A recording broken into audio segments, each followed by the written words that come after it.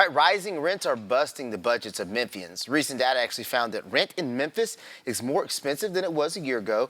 This is pricing some people out of possible homes and having others debate even renting at all.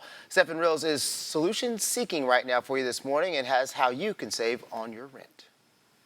Dylan Cry Martinez has been renting since he was 18, but now says the Memphis renters market right now, it's honestly not worth it.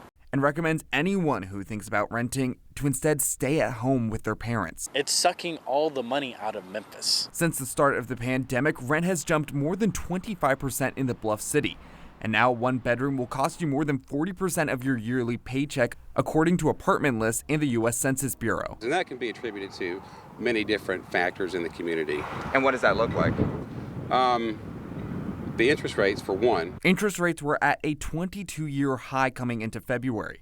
But realtor Philip Bowles says rent could calm down if the Fed slashed the interest rates.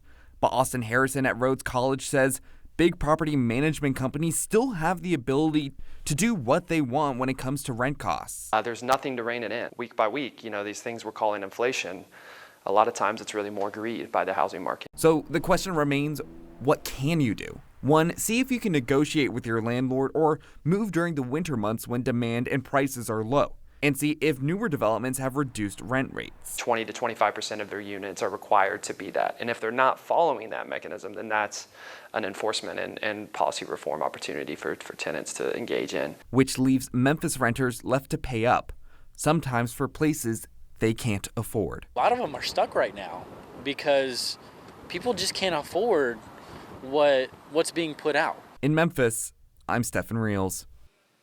Now, according to Harrison, reduced rents in Memphis are only about 20% of the actual rental costs.